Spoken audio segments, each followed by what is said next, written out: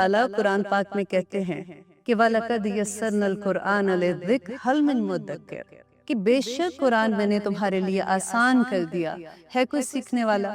اللہ کی پکار ہے قرآن میں، اور ایک صورت میں اللہ تعالیٰ نے کوئی 4 دفعہ یہی آواز لگائی ہے، اور ایک ہم ہے کہ شیطان ہمیں بہکاتا رہتا ہے، ہماری سیکھنے کے کام نہیں ہے، تم رہنے دو اس بات کو۔ دیکھیے جب ہم قرآن پڑھتے ہیں اور ہم نازرہ قرآن پڑھتے ہیں نا، فار ایگزامپل ہم رمضان میں بھی یوزلی ہر کوئی پڑھتا ہے، ہم ایک رمضان میں 5 بھی قرآن ختم کر لیتے ہیں، لیکن کیا ہمیں سمجھ آتی ہے؟ اللہ ماشاءاللہ بہت سے لوگ ہیں الحمدللہ جن کو سمجھ آتی ہے، لیکن یہاں میں بات کر رہی ہوں ایک عام لوگوں کی بات کر رہی ہوں کہ ہمیں کچھ سمجھ نہیں آتی۔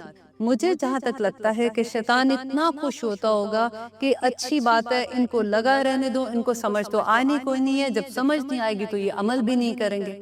لیکن اب بلیو کرے دا مومنٹ آپ انڈرسٹینڈ کرنے کے لیے قرآن کھولتے ہیں نا، آپ یہ سمجھتے ہیں کہ اب ہم نے قرآن کو علم لینے کے لیے کھولا، ہم نے سیکھنا ہے کہ اس میں اللہ سبحانہ تعالیٰ نے کیا کہا ہے، تو پھر آپ کو اتنا بزی رکھے گا، آج یہ کام ہے، آج وہ کام ہے، پہلے یہ کر لو، پہلے وہ کر لو۔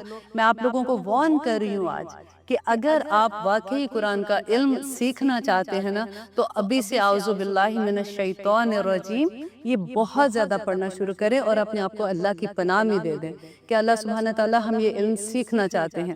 اب ہوتا کیا ہے کہ جب ہم یہ قرآن کا علم سیکھتے ہیں، اگر ہم نہیں سیکھیں گے تو ہم عمل کیسے کریں گے؟ ہمارے عمل وہی ہوں گے جو ہم نے اپنے ماں باپ سے سیکھے ہوں گے، نیبر سے سیکھے ہیں، یا ہمیں سوسائٹی نے سکھا دیے ہیں، یا ہم نے ادھر ادھر سے پڑھ کے سیکھ لیے ہوتے۔ لیکن باقاعدہ علم ہمیں لینے کے لیے بہت جو ٹائم چاہیے ہوتا ہے، اس میں ہمیں یوزلی یہ ہوتا ہے کہ ابھی ہمیں بزی ہیں، کئی دفعہ یہ ہوتا ہے جاب کر رہے ہیں، بچے چھوٹے ہیں۔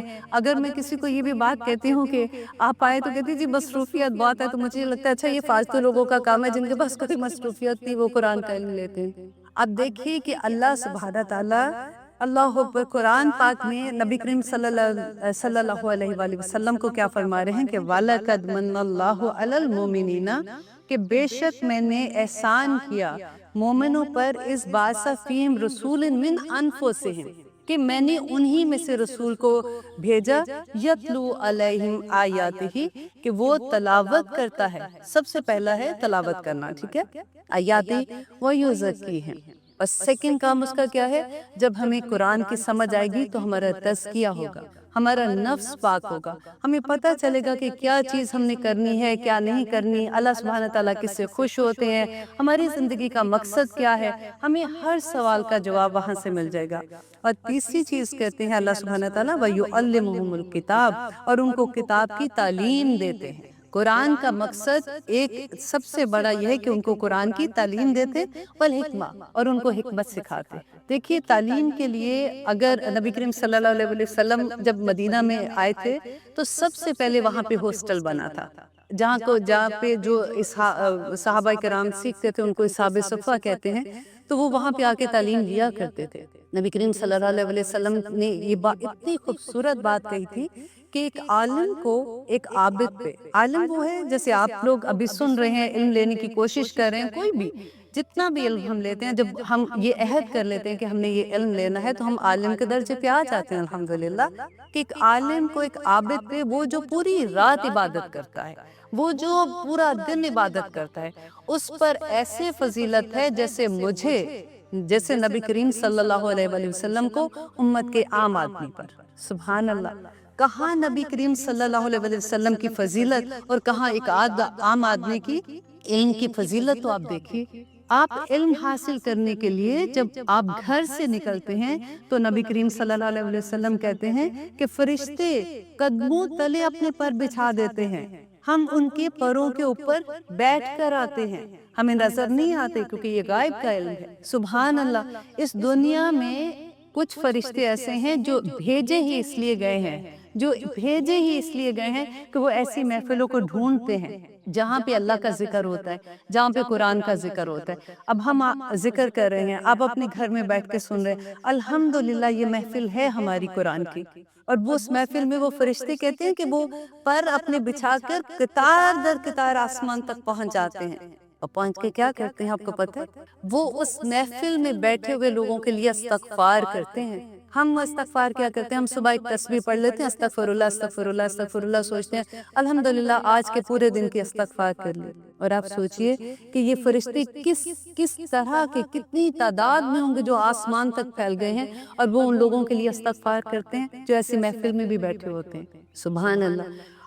نبی کریم صلی اللہ علیہ وسلم نے فرمایا کہ جو طالب علم ہوتے ہیں نا، اللہ اکبر، جب میں ایسے کبھی بھی احادیث پڑھتی ہوں تو میرے اپنے رونگٹے کھڑے ہو جاتے ہیں کہ آسمان اور دنیا کے، آسمان اور زمین کے درمیان میں جتنی مخلوق ہے، یہاں تک کہ پانی کے اندر مچھلیاں اور اپنی بلوں کے اندر جو چونٹیاں ہیں نا، وہ بھی اس کے لیے استغفار کی دعا کرتی ہیں۔ قیامت کے دن جو علماء ہیں وہ کہاں پہ بیٹھے ہوں گے آپ کو پتہ ہے؟ وہ نور کے ممبروں پہ بیٹھے ہوں گے۔ قیامت کے دن کی آپ نے پڑھا ہوگا، آپ لوگ سبھی الحمدللہ مسلمان ہیں اور جانتے ہیں کہ نفسا نفسی کا کیا عالم ہوگا۔ وہاں پہ حضرت عائشہ نے نبی کریم صلی اللہ علیہ وسلم سے پوچھا تھا کہ میں نے یہ سنا ہے کہ قیامت کے دن جب ہم اپنی قبروں سے اٹھیں گے تو سب لوگ ننگے ہوں گے، انہوں نے کپڑے نہیں پہنے ہوں گے، تو کیا ہمیں حیا نہیں آئے گی؟ تو نبی کریم صلی اللہ علیہ وسلم نے فرمایا کہ عائشہ اس وقت نفسا نفسی کا یہ عالم ہوگا کہ کسی کو کسی دوسرے کا پتہ ہی نہیں ہوگا، اور اس دن یہ حالت ہوگی، گرمی کی یہ حالت ہوگی کہ کہتے پسینے میں، اپنے پسینے میں انسان اپنی کان کی لو تک بھرا ہوا ہوگا۔ اللہ اکبر۔ اور عالم کدھر ہوں گے؟ نور کے ممبروں پر، وہاں چمک رہے ہوں گے۔ سبحان اللہ۔ اور کرنا کیا ہے ہمیں؟ دیکھیے، قرآن کا علم لینے کا آپ نے سوچ بھی لیا نا۔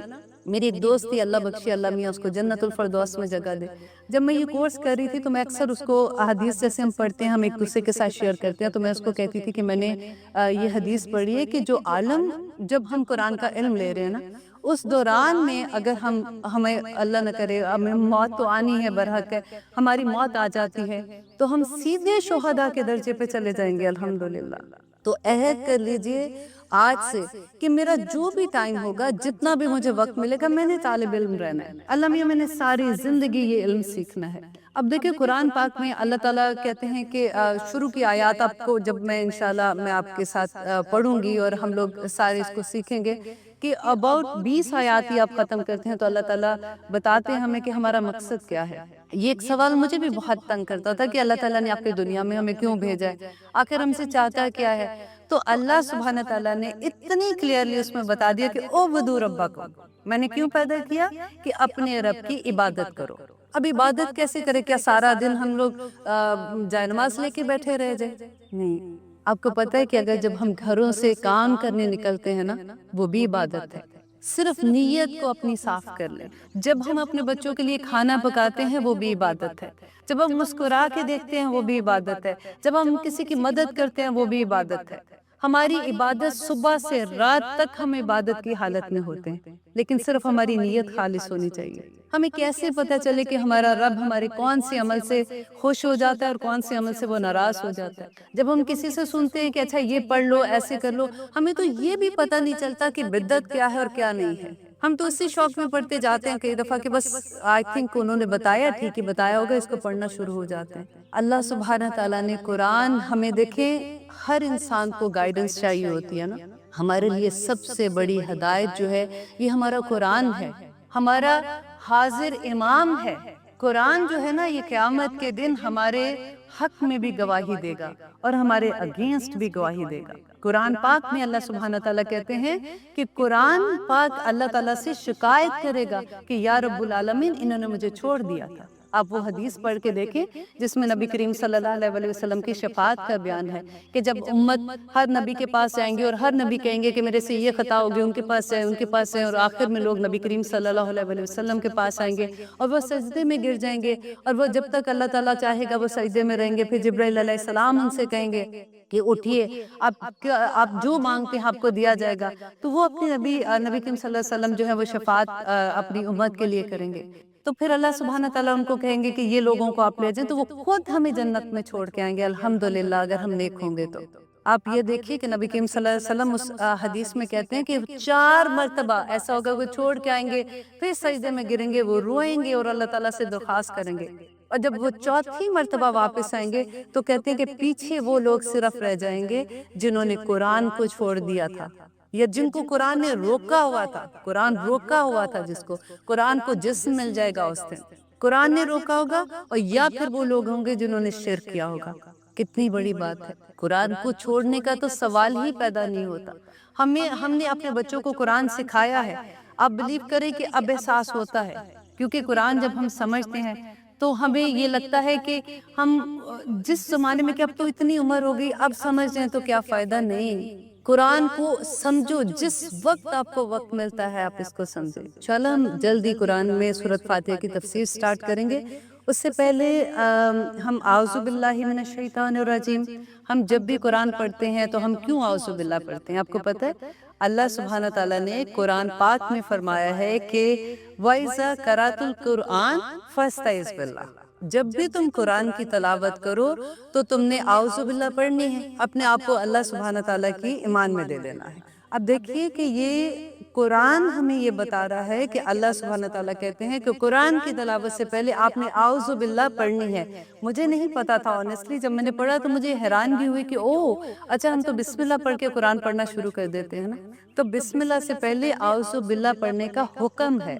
ہم نے کیوں اعوذ باللہ پڑھنی ہے؟ اب یہ ہوتا ہے کہ ہم تو نیک کام کرنے جا رہے ہیں، ہم کون سا کوئی غلط کام کرنے جا رہے ہیں کہ اللہ سے کہیں کہ اللہ میاں سے بچانا، اس مصیبت سے بچانا، اس آفت سے بچانا، لیکن ہم تو قرآن پڑھنے جا رہے ہیں، کیونکہ شیطان جو ہے اس کو کسی صورت یہ پسند نہیں ہے کہ ہم قرآن کا علم لیں۔ اب دیکھیے کہ ابلیس کون تھا۔ اب ہمیں اللہ سبحانہ تعالیٰ، جب ہم سورۃ بقرہ پڑھیں گے نا، آپ بلیو کریں آپ کو اتنا مزہ آئے گا، آپ کو اتنا مزہ آئے گا کہ آپ کا دل ہی نہیں چاہے گا کہ کوئی آیت، جیسے اگر ہم فار ایگزامپل 5 آیات کریں گے نا تو آپ کو افسوس ہی رہے گا کہ ہائے چھٹی بھی کاش آیت کو ہم لوگ آج کر لیتے۔ اتنا مزہ آتا ہے کیونکہ قرآن جو ہے نا وہ نزول کے حساب سے جیسے نازل ہوا تھا اس طرح سے قرآن کتاب کی شکل میں نہیں ہے۔ اور مجھے کبھی بھی پہلے سمجھ نہیں آتا تھا جب ہم سنتے تھے اچھا نازل ایسے ہوا تھا لیکن یہ کتاب کی شکل میں، تو واٹ از دا ریزن؟ لیکن جب آپ سورۃ بقرہ سٹارٹ کریں گے نا تو آپ کو اس کی بھی حکمت سمجھ آئے گی کہ اللہ سبحانہ تعالیٰ نے کیوں اس طرح سے ہمیں کتاب کی شکل میں دیا، اور کس طرح سے نزول فرق تھا اور کتاب کی شکل میں کیوں فرق ہے۔ اب دیکھیے اللہ سبحانہ تعالیٰ جو ہمیں بار بار وارن کر رہے ہیں کہ قرآن سٹارٹ کرنے سے پہلے اعوذ باللہ پڑھ لینا، تو یہ شیطان ہے کون، ہم اس سے کیسے بچیں، اور ہمیں کیوں بچنا ہے؟ اسے پتہ ہونا چاہیے نا، ہمیں اپنے دشمن کا تو پتہ ہونا چاہیے۔ اللہ سبحانہ تعالیٰ شروع میں سورۃ بقرہ میں بتا دیتے ہیں کہ شیطان جو تھا، یہ ایکچولی ابلیس جو تھا، یہ جنوں میں سے تھا، اور وہ اتنا عبادت گزار تھا۔ یہ بڑی ڈرنے کی بات ہے، ذرا غور سے سنیے گا کہ یہ اتنا عبادت گزار تھا، اتنا عبادت گزار تھا کہ اللہ سبحانہ تعالیٰ نے اس کو فرشتوں کے درجے پہ رکھا ہوا تھا۔ وہ ان میں آتا جاتا تھا، ان میں بیٹھتا تھا، اور کیونکہ عبادت اتنی کرتا تھا اللہ کے ڈیفینیٹلی فیورٹ بندوں میں ہوگا۔ اب ہوا کیا کہ جب آدم علیہ السلام کی تخلیق کا اللہ سبحانہ تعالیٰ نے سوچا، اور اللہ تعالیٰ نے فرشتوں کو کہا کہ میں آدم بنانے والا ہوں اور میں وہ کریٹ کرنے والا ہوں، تو فرشتوں نے جو اللہ تعالیٰ کے ساتھ بات کی، یہ انشاءاللہ سورۃ بقرہ کے شروع میں آ جائے گا آپ کو، اس لیے میں ابھی وہ پورا قصہ نہیں بتاتی ہوں۔ تو جو ابلیس تھا نا، اس نے اللہ تعالیٰ نے جب ان کو کہا کہ آدم کو سجدہ کرو، تو فرشتوں نے تو سجدہ کر لیا، وہ فوراً سمعنا و اطعنا کہ انہوں نے سنا اور انہوں نے اطاعت کر دی، لیکن ابلیس نے سجدہ نہیں کیا۔ آپ کو پتہ ہے وجہ کیا تھی؟ کہ آدم علیہ السلام کو اللہ تعالیٰ نے نام سکھا دیے، ٹھیک ہے، علم کی بنا پہ آدم کو فضیلت ملی تھی، اور ابلیس نے کیا کیا تھا؟ ایک سجدے سے انکار کیا تھا، صرف ایک سجدے سے۔ تو اس کے جواب میں اللہ سبحانہ تعالیٰ نے اس کو کیا کہا تھا کہ تم مردود یہاں سے نکل جاؤ، اس پہ لعنت ہے۔ ہم ایک فجر کی نماز میں کتنے سجدے چھوڑتے ہیں؟ 4 سجدے چھوڑتے ہیں صرف ایک فجر کی نماز۔ اللہ ماشاءاللہ، میں سب کی بات نہیں کر رہی، ہم اپنے بچوں کو ہی دیکھ لیں، یہ بہت ڈر والی بات ہے کہ اللہ کے صرف ایک سجدے سے انکار پہ اللہ تعالیٰ نے اس کو کہاں پہ پھینک دیا۔ اور پھر اس کے بعد اللہ تعالیٰ نے آدم علیہ السلام کو جنت میں بھیجا، پھر آدم علیہ السلام نے وہ پھل کھا لیا۔ It was a beautiful story, انشاءاللہ سورۃ بقرہ میں آئے گی تو ہم اس کو ڈیٹیل میں دیکھیں گے۔ پھر آدم علیہ السلام کو اللہ تعالیٰ نے جب دنیا میں بھیجا تھا تو سب سے پہلے کیا کہا تھا؟ آپ کو پتہ ہے اللہ تعالیٰ نے آدم علیہ السلام کو اور حوا کو کہا تھا کہ اب تم دنیا میں اتر جاؤ، تمہیں ہماری طرف سے ہدایت آئے گی۔ جو اس کو ہدایت آئے گی، کون سی ہدایت آئے گی اللہ تعالیٰ کی طرف سے؟ یہ قرآن آئے گا۔ یہ قرآن جو تورات تھی، زبور تھی، انجیل تھی، اللہ تعالیٰ نے ہمیں پیدا کر کے پھینک نہیں دیا، اللہ تعالیٰ نے ہمیشہ ہمیں گائیڈنس دی ہے۔ تو میری طرف سے ہدایت آئے گی، جو اس کو مانے گا، جو اس پہ عمل کرے گا وہ کامیاب ہو جائے گا، اور جو نہیں عمل کرے گا وہ نہیں کامیاب ہوگا. سیدھی سی بات تھی. اور اللہ تعالیٰ نے ساتھ ہی وارن کر دیا کہ اس زمین پہ تمہارا دشمن یہ شیطان جو ہے یہ تمہیں بہکاتا رہے گا، کیونکہ اس نے اللہ سبحانہ تعالیٰ سے وعدہ کیا تھا کہ میں تیری امت کو آگے سے آؤں گا، پیچھے سے آؤں گا، دائیں سے آؤں گا، بائیں سے آؤں گا. اوپر اور نیچے کا وہ بھول گیا تھا، جس پہ کہا تھا کہ ہم سجدہ کر سکتے ہیں اور اللہ سے دعا کر سکتے ہیں. اس نے یہاں تک قسم کھائی تھی کہ میں بنی آدم کی نسلوں کی جڑیں کاٹ کے رکھ دوں. یہ قرآن کے لفظ ہیں. آپ اللہ سے اس کا مکالمہ جو ہے وہ پڑھیں گے تو آپ کو پتہ چلے گا کہ اس نے کتنی شدت سے کہا تھا کہ میں کس طرح سے ان پہ حملہ کروں گا. اللہ تعالیٰ نے کہا تھا کہ تو نے جو کرنا ہے تو کر، لیکن میرے متقی لوگ جو ہیں، میرے پرہیزگار لوگ ہیں، ان کا تو کچھ نہیں بگاڑ سکتا. یہ بڑی خوبصورت بات ہے. پتہ دل کو ایک چین بھی پڑ جاتا ہے کہ الحمدللہ اگر ہم کوشش کر رہے ہیں نا، ہم اللہ تعالیٰ کے راستے میں بھاگنے کی کوشش کر رہے ہیں، اللہ تعالیٰ کو منانے کی کوشش کر رہے ہیں، الحمدللہ اللہ تعالیٰ ہمیں اپنے متقی لوگوں میں قبول کر لے، تو پھر ہمارا شیطان کچھ نہیں بگاڑ سکے گا انشاءاللہ. لیکن شیطان ہمیں وسوسے ڈالتا رہتا. قل اعوذ برب الناس کیا ہے، قل اعوذ برب الفلق کیا ہے. اللہ تعالیٰ نے کہا کہ ایوری نائٹ پڑھو، اپنے اوپر دم کرو. نبی کریم صلی اللہ علیہ وسلم اپنے ہاتھ پہ پھونکتے تھے، جہاں تک ہاتھ جاتا تھا وہ اس کو اپنے جسم پہ لگاتے تھے، دم کرتے تھے تاکہ شیطان سے میں دور رہوں. اب یہی امت کو سکھائے، کیونکہ نبی کریم صلی اللہ علیہ وسلم کا ہر عمل ہی امت کے لیے تھا، امت کو سکھانے کے لیے تھا. تو شیطان کے حملے سے بچنے کے لیے ہمیں قرآن کا علم، تو ہمیں جب پتہ ہوگا تو ہم کریں گے نا یہ ساری چیزیں. قرآن کا سفر جو ہے نا، دیکھیں جیسے آپ یہ دیکھیں سائن بورڈ ہوتے ہیں. اب میں نے یہاں سے، اگر میں اسٹوڈیو میں ہوں اس وقت، میں نے یہاں سے اپنے گھر جانا ہے، مجھے راستہ فار ایگزامپل نہیں آتا، میں پہلی دفعہ جا رہی ہوں، تو میں کیا کہوں گی؟ سائن بورڈ پڑھوں گی، اچھا یہاں سے جانا ہے اور میں اپنے گھر پہنچ جاؤں گی.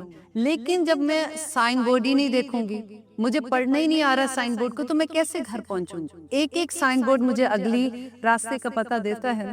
اسی طرح قرآن کا ہر آیت آپ سوچ لیں ایک سائن بورڈ ہے جو جنت کے راستے کی طرف ہمیں لے کے جا رہی ہے. اور یہ راستہ اتنا خوبصورت راستہ ہے جس کی کوئی حد نہیں، اور اتنا آسان راستہ ہے کہ میں آپ کو بتا نہیں سکتی ہوں. کیونکہ دیکھیں جب تک ہم عہد نہیں نہ کر لیتے تو بہت مشکل لگتا ہے، جم جاؤ نا تو آسانی ہو جاتی ہے. ابھی سورۃ بقرہ میں اللہ سبحانہ تعالیٰ کہیں گے کہ یہ جو کشتی کے پارٹ پہ بیٹھ جاتے ہیں نا، جو کبھی لڑک کے ادھر چلے گئے، کبھی لڑک کے ادھر چلے گئے، کہیں نہیں پہنچتے. ایک وہ کہتے ہیں نا دھکا لگے گا تو پانی میں گر جاؤ گے یا پھر دوسری طرف گر جاؤ گے. ایک دفعہ آپ پکا ارادہ کر لو کہ یہ کام میں نے کرنا ہے، مجھے اللہ کو منانا ہے، تو آپ دیکھنا کہ آپ کا ہر راستہ آسان ہوگا. آسان پتہ کیسے ہوگا؟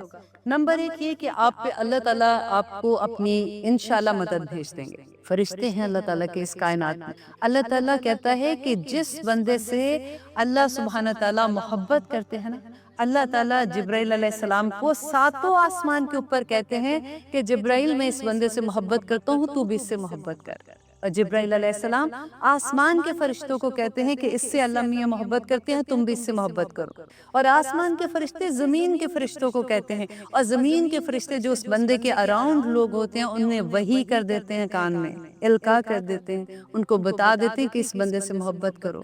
کئی دفعہ ہمیں حیرت نہیں ہوتی کہ ہم اس بندے کو تو جانتے ہی نہیں ہیں، یہ ہمیں کتنی محبت سے ملا ہے. اور بہت دفعہ ایسے آپ کو ہوگا کہ اجنبی لوگ آپ سے محبت کر رہے ہوتے ہیں، آپ کو پیار سے دیکھ رہے ہوتے ہیں، آپ سے اخلاق سے بات کرتے ہیں، تو آپ سمجھ لیں کہ اللہ سبحانہ تعالیٰ کو آپ پسند آ گئے. بڑا خوبصورت راستہ ہے.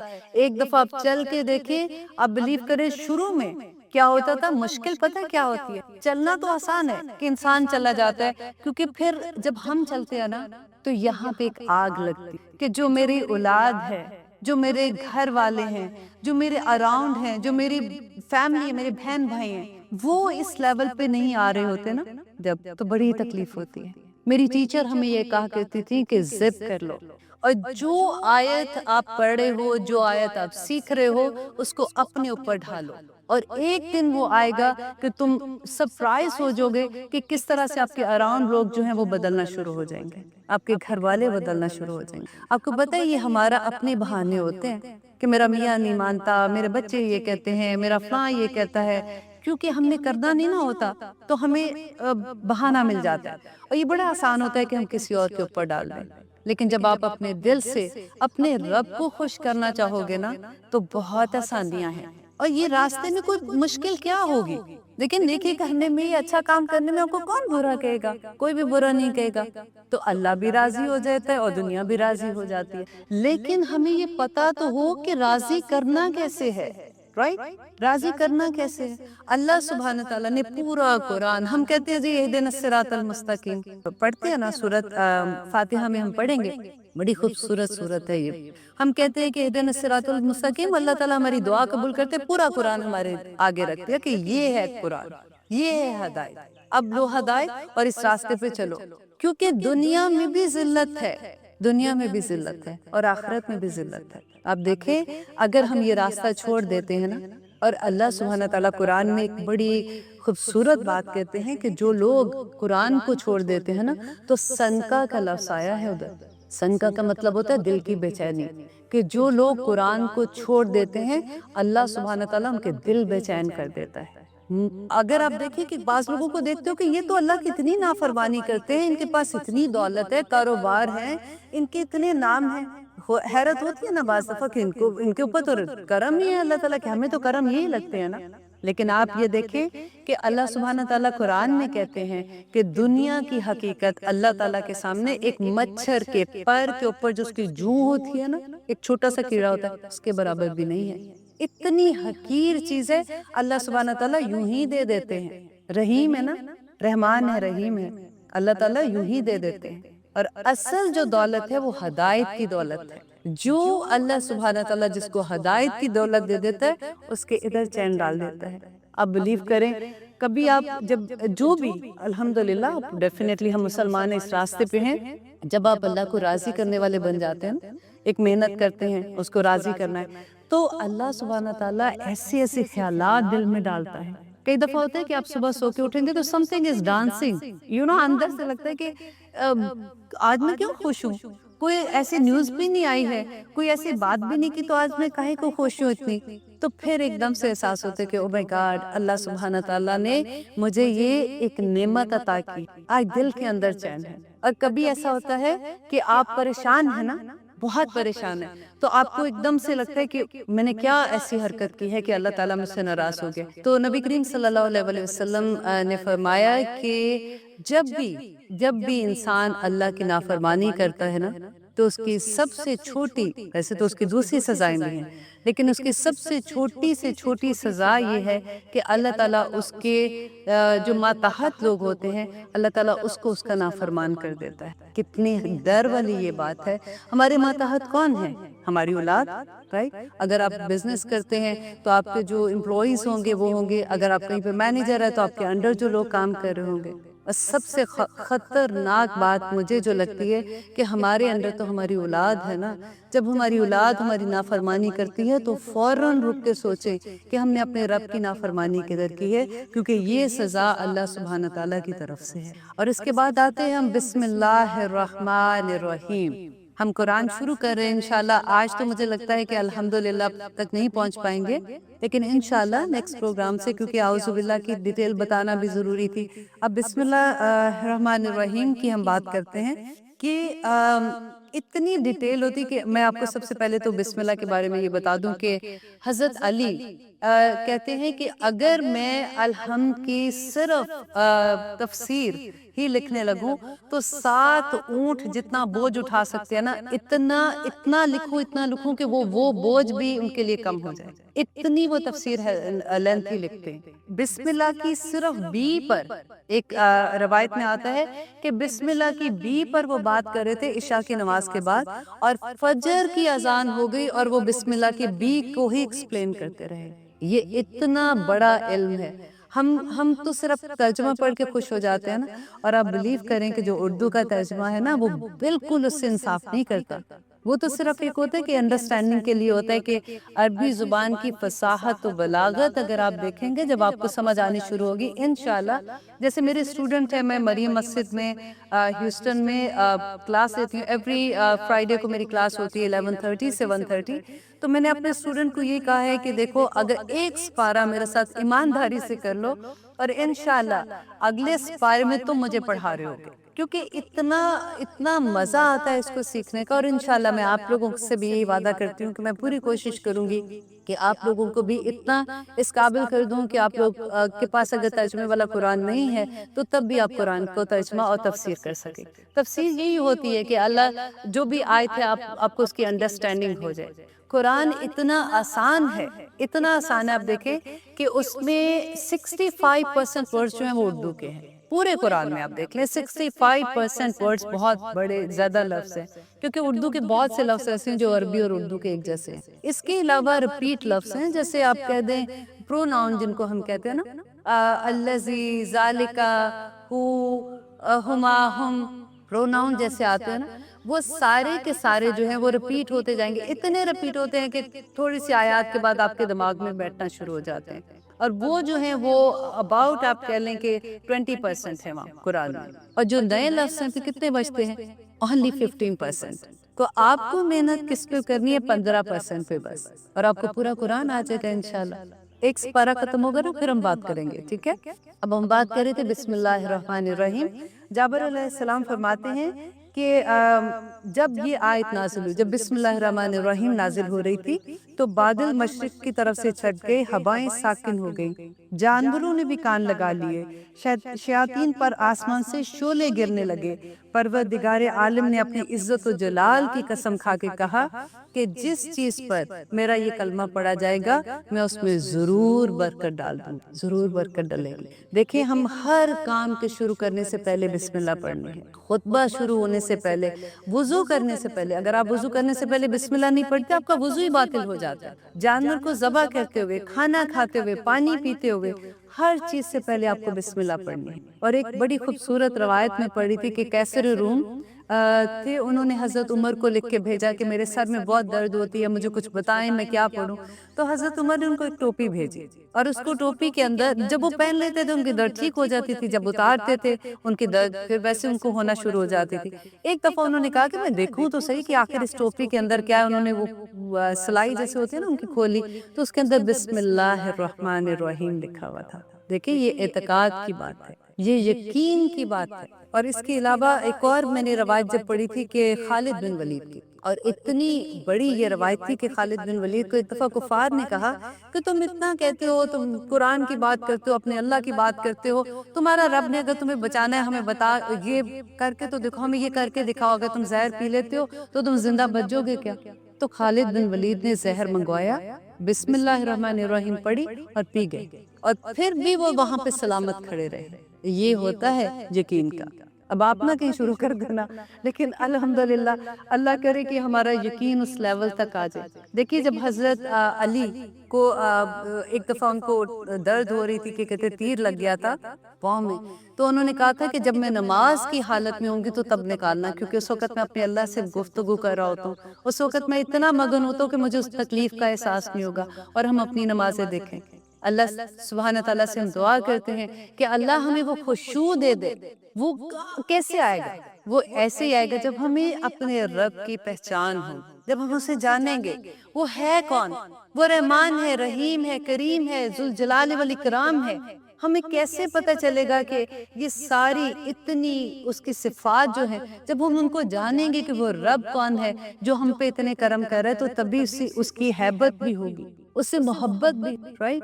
اللہ تعالیٰ سے صرف محبت ہی ضروری نہیں ہے، کافی نہیں ہے، ضروری نہیں، غلط لفظ بولی ہوں، کافی نہیں ہے. اللہ تعالیٰ نے نبی کریم صلی اللہ علیہ وسلم کو جب بھیجا تھا تو کیا کہا تھا کہ ڈراؤ ان لوگوں کو. اور انذار کا جو لفظ ہے نا بڑا خوبصورت ہے. وہ ڈرانا نہیں ہوتا جیسے ہم کسی شیر کو دیکھ کے ڈر کے بھاگ گئے، وہ ڈرانا نہیں ہے.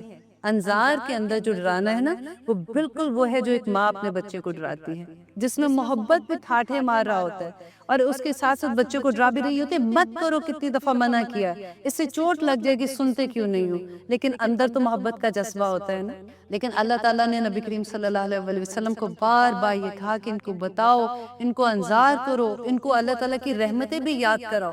یہ بار بار آپ ہسٹری تو کھول کے دیکھیں اپنی، آدم علیہ السلام سے لے کر اب تک اللہ تعالیٰ نے جو 1,24,000 پیغمبر بھیجے، جو کتابیں بھیجی، پھر ہم بار بار بھٹک جاتے ہیں. ہم کیسے انسان ہیں؟ اللہ تعالیٰ کہتے ہیں کہ دنیا کی زندگی کچھ بھی نہیں ہے. بار بار قرآن میں کہتے ہیں نا کہ کوئی المال والبنون زینت الحیات الدنیا والباقیات الصالحات پڑھتے ہیں ہم کہ یہ مال اور یہ بیٹے جو یہ دنیا کی زندگی کی بس چیزیں ہیں، ہم پھر اس کے پیچھے بھاگتے ہیں۔ اللہ سبحانہ تعالیٰ کہہ رہے ہیں کہ مال میں دیتا ہوں تمہیں، تمہارے اختیار میں کچھ نہیں ہے، پھر بھی بھاگتے ہیں اس کے پیچھے۔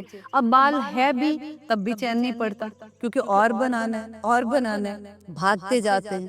تو کدھر تک بھاگیں گے، کتنی دیر؟ آپ دیکھیں اگر ہم یہاں سے پاکستان جا رہے ہیں، راستے میں ہمارا سٹے ہے، ہیوسٹن سے ہم پاکستان جا رہے ہیں، راستے میں ہمیں نیو یارک میں رکنا ہے تو ہم کیا کریں گے؟ وہاں پہ اب ہم اپنا گھر بنا کے بیٹھ جائیں گے، گھر سجا کے بیٹھ جائیں گے، کاروبار جما کے بیٹھ جائیں گے۔ یہ زندگی جو دنیا کی ہے نا، یہ صرف اتنی ہے جتنی دیر ہمارا نیو یارک کا سٹے ہے۔ ہم نے اصل گھر جانا ہے۔